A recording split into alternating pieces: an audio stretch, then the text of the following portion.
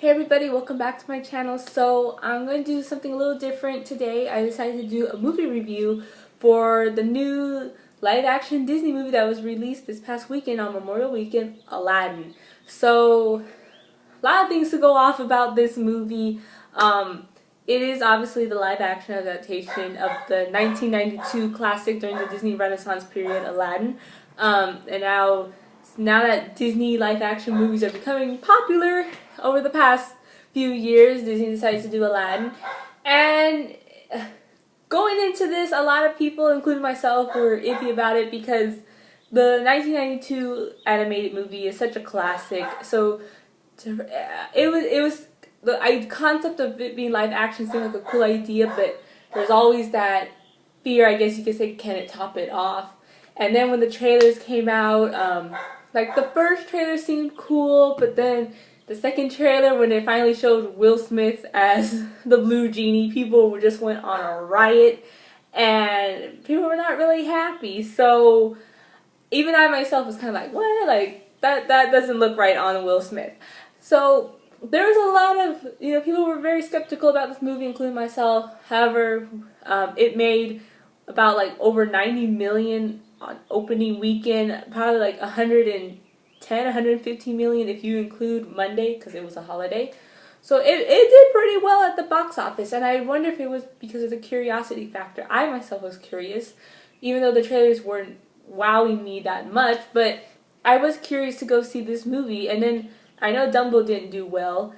It did not have, I guess you could say, the curiosity factor and interest that Aladdin and possibly The Lion King have. And plus, someone also mentioned that Dumbo is a much older movie versus The Lion King and Aladdin were during the 90s, during the Disney Renaissance. So, and that was 20 years ago, so it's not that, far off from the past as Dumbo was back in like the 30s and 40s. So that could be why the difference of why one was successful and the other wasn't. But anyway, now going into this movie, we all know the plot of Aladdin. It's about a street rat, so to say, in the city of Agrabah named Aladdin. With his psychic monkey Abu, and the help of a magic carpet, he finds a lamp. And the genie of the lamp is able to grant Aladdin 3 wishes, which includes disguising himself as a prince to win the heart of the beautiful Princess Jasmine. Of course, Aladdin has to battle Jafar, who is an evil sorcerer trying to rule Agrabah for himself, and he also wants the lamp as well. So the plot for Aladdin is basically the same. However, there are some changes that they've made, which we'll get into in a moment. Some of these changes are good. Some of these changes I don't think worked. I think I still think to this day overall, I mean, you when you watch this movie, you're going to compare it to the animated movie regardless. And it's going to be hard to do. You're going to compare it to the animated movie. And I felt myself doing that when I was watching this new Aladdin movie. And I still think the animated version is the best. Maybe it's because I grew up with it more. I was part of that Disney Renaissance period. So those movies are what defined my childhood. So they mean so much to me. So maybe that's why. But I still find myself liking the animated movie better. And it's the same thing that happened to me when I saw Beauty and the Beast. I still love the animated 1991 movie, Beauty and the Beast, much better than the 2017 Beauty and the Beast with Emma Watson. I just find those animated movies to be more treasured, so to say. I remember someone put it this way. It was a YouTuber also. He said, just because Disney, because if you guys notice the runtime for both Beauty and the Beast and Aladdin, it is a little longer than the typical 90 minutes of the animated feature. And they said just because you add more things or try to make it bigger doesn't mean that it's better. And I felt that was the same situation with Aladdin and Beauty and the Beast. They added more things to make it bigger, but didn't make it better. So, I mean, going into this, first of all, let's just talk about the characters. I think Amina Massoud as Aladdin, he did a pretty good job. I still would have loved to see Avan Jogia from Victorious as Aladdin. I think he looks the part so perfectly. But for what Mina Masood did, he did a very, very good job. I hope I'm pronouncing his name right, guys. Sorry if I butchered it. But he did a pretty good job. I thought he did a very good job. And then Naomi Scott as Princess Jasmine, she did a very, very good job. I know a lot of people were criticizing on her being casted as Princess Jasmine. I thought she was fine. She did an amazing job. I will say this, one of the things that they did better in this movie than the animated movie is that they focused or, added more detail into the chemistry between Aladdin and Princess Jasmine. You got to have more scenes of them. How they met is a little differently. So just so you know, we're going to spoiler territory. I have to spoil this movie just to get the point across, okay? In the animated movie, Aladdin sings One Jump Ahead by himself. But in this new one, Princess Jasmine is along for the ride while Aladdin is singing One Jump Ahead. And I thought it was interesting. So, it was kind of like a nice touch to it, I guess you can say. And I like how you get to see, like I said, more scenes of Aladdin and Princess Jasmine. For example, before Aladdin finds out that Jasmine is a princess, he tries to sneak in to the palace to see Princess Jasmine one more time, to give her back her bracelet, and you kind of see that. Oh, my cat, Marshmallow. So sorry guys, my cat is acting a little crazy. Sorry, I don't have a tiger like Princess Jasmine. It's just a wee little cat. Anyway, so I like that I saw more scenes of Jasmine and Aladdin building on that chemistry. Nice to see Aladdin try to find his way to sneak into the palace to see her instead of being invited before he gets invited to the palace. So I thought that was cool. It for some reason it reminded me kind of like of a Romeo and Juliet type of thing, where Romeo sees Juliet on the balcony and he sneaks into the Capulets' mansion. And it just reminded me of that, and I thought that was very romantic, very sweet. Will Smith as the genie. I know he's been getting a lot of hate on Twitter due to how he looks, but actually I thought he did pretty good. Robin Williams is still the best genie, in my opinion. He will always be the best genie, Robin Williams. Like I said, I was born in the 90s, raised in the 90s. For me, it will always be Robin Williams. But for what Will Smith did, like I remember an interview, he said he tried to make the genie as his own, like his interpretation. So I think it worked. And plus, Will Smith is a very energetic, charismatic actor. So he made it work. And what I also liked is that, again, since they added a few more details into this movie, I like how they express more on the song of You Ain't Never Had a Friend Like Me. And the genie even explains why he sang that song. He says, I don't see you as my master. I see you as a friend. I'm calling you my friend. He says that to Aladdin. So it builds more on that relationship between him and Aladdin. Also, the genie gets kind of like a new storyline in this. He gets a love interest. So he has a little crush on Jasmine's handmaid servant. So I thought that was interesting. And then it was just kind of awkward at times, because going to Jasmine's handmaid servant Dahlia, she would be a little, she'd just be a little awkward at times, but I guess it worked. The only thing I will say is that I feel that, I don't know how old the actress of Dahlia is, but all I just kept thinking is like, she looks a little too young for Will Smith. That was just me. Again, I don't know how old she is in real life, so maybe it did work out. That was just my interpretation of it, my point of view of the relationship. But again, it worked. So, and I like that, and someone also brought up an interesting point. I believe it was Grace Randolph.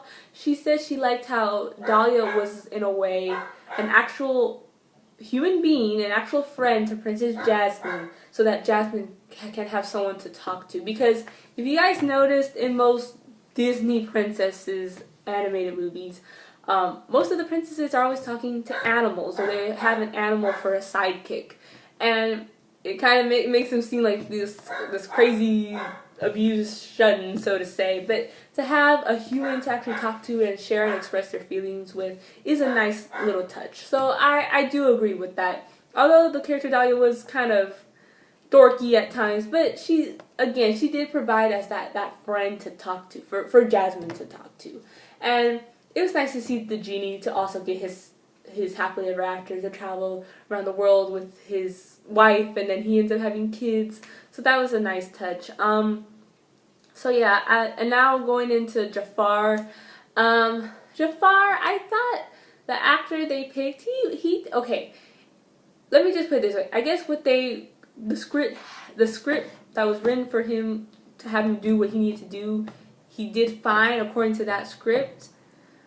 And I like his backstory in this as well. Again, like I said, they added more details. I like how Jafar explained his origin, how he was like Aladdin. He too used to be a thief. That's why he's so good at manipulating and cunning people. But he always tried to go like see further into his future to reach more goals. He said you could you could steal one thing for today, but look into the future and you could conquer like an empire or something like that. Something along those lines. And I thought that was a nice touch, and it kind of shows you I guess you could say the compare and contrast between Jafar and Aladdin. Yes, they both started out as thieves, but one ends up going, the villainous way, and the other attempts to go the heroic way. So that was again a nice touch on the Jafar and Aladdin dynamic. And I like also how the way Jafar steals the lamp from Aladdin, that was interesting. You see Jafar is already banished from the palace.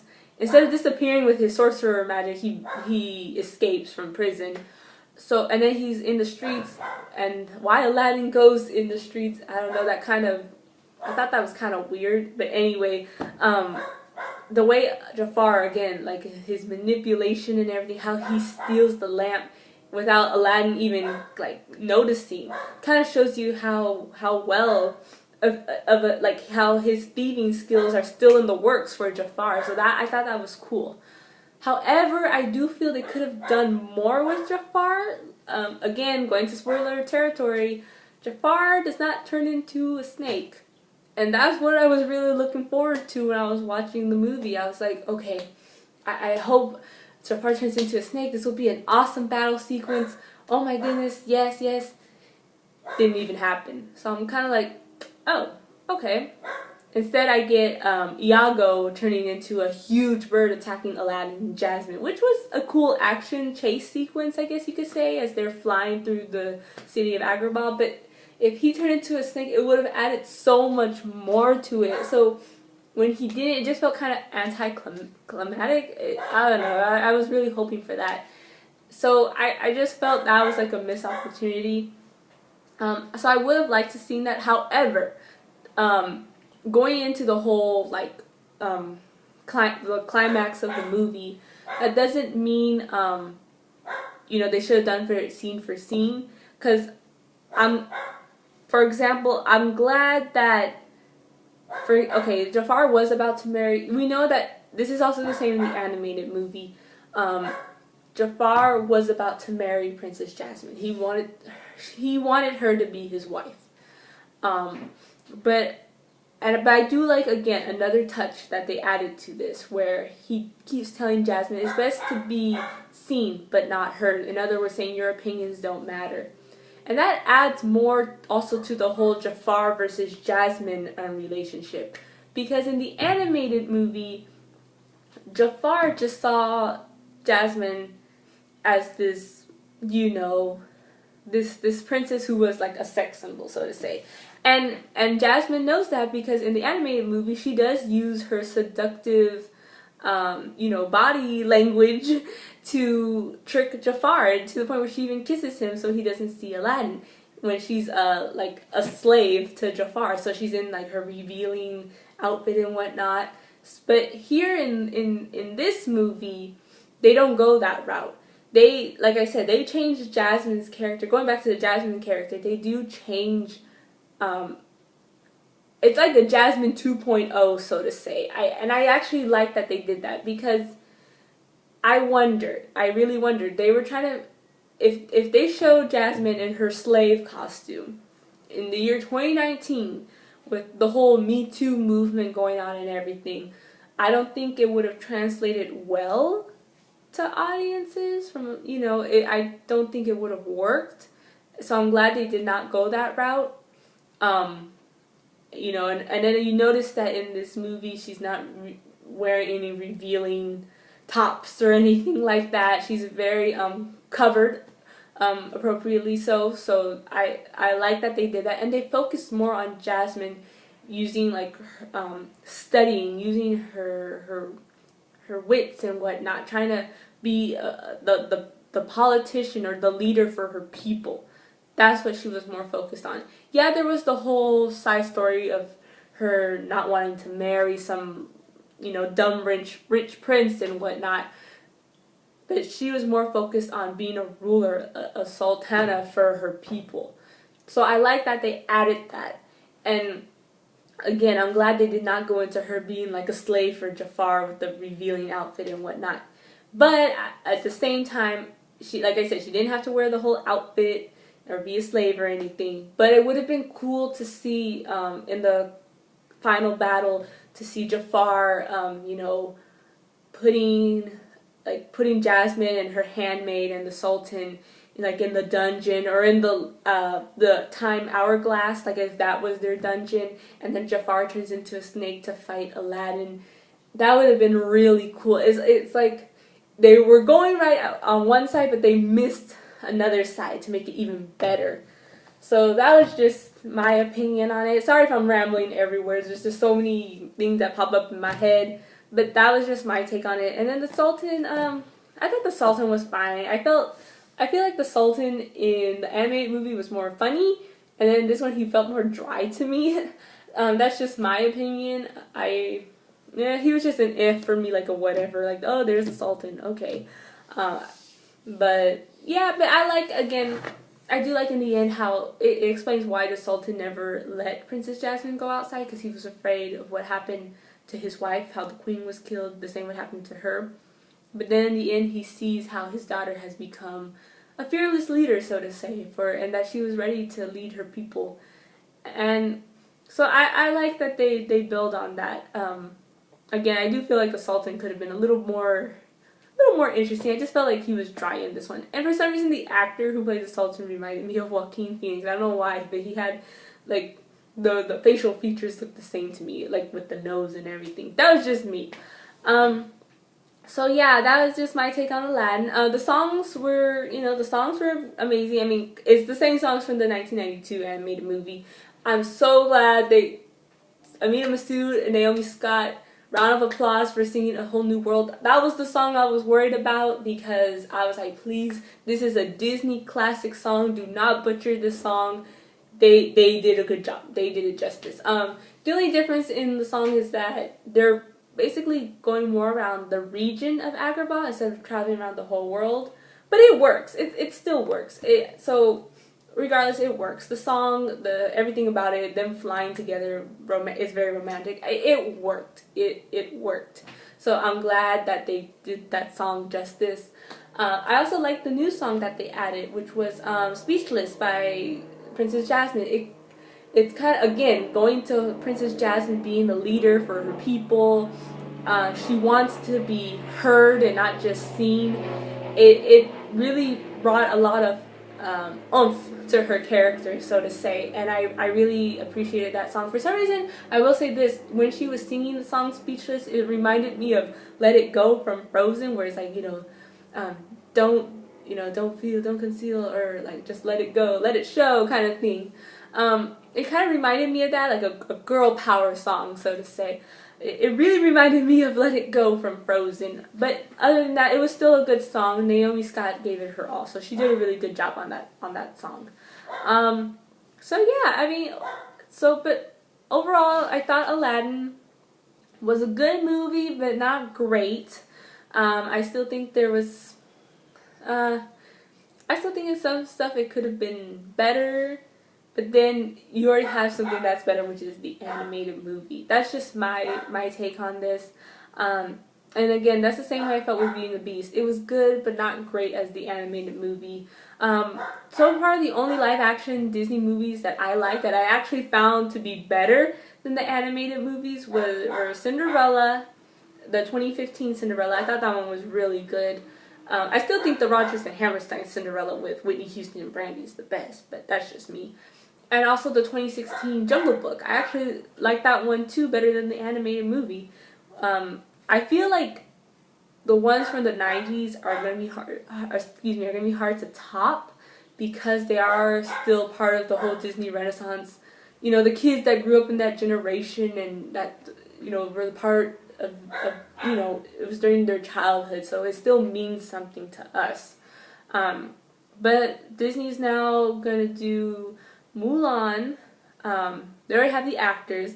I guess they're almost done filming or something, because it's supposed to come out next year.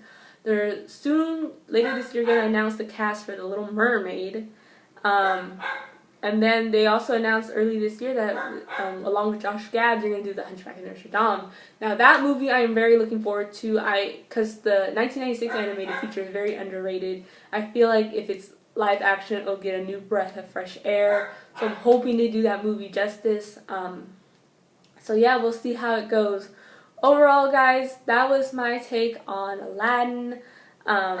Again, it was good, but not great as the animated movie. But there were some cool new details and like background info on the characters that I think worked, and I like that they explained it in a little, like, in giving more detail and whatnot to the characters. But part of me still felt like sometimes the pacing was a little off, or it did kind of look like a stage play more than a movie, so to say. And yeah, that's just my take on it. And I do feel like the Jafar character could have been a little bit more energetic, I just felt like he could have been more of a creepy villain, so to say. But I do like how Jasmine 2.0. I thought she was like a big step up from the animated character from the 1992 version. She wasn't just this sexy, beautiful princess. She actually wanted to learn to be a leader for her people. So yeah, also I wanted to mention, I do like the opening as well for this movie, how Arabian Nights was handled. You kind of see them soaring across Agrabah from each character. So I thought that was a nice touch as well. And I also liked the ballroom scene in the middle of the movie where Prince Ali arrives in Agrabah and he's dancing with the princess, and there's like this party and whatnot. And I thought the genie was hilarious. He's like, I've been in that land for thousands of years. Do not ruin this party for me. I want a party. So I thought that was nice. I like that they added that to, again, adding to the whole chemistry between, the relationships between Aladdin and the genie as friends, and also between Aladdin and Jasmine, building up on their relationship as a romantic couple. So I thought those were very nice touches. So yeah, that was just my take again on Aladdin. If I had to score this movie, I'd probably give it an 8 out of 10 maybe. I don't know if I'm being too nice. I don't know. I think I'd give it an 8 out of 10. Again, it's not terrible. It's not that bad. It's good, but not great. So it's not gonna get a perfect score from me. I think the animated movie is still the best. So yeah, that was my take on Aladdin. Hopefully we'll see.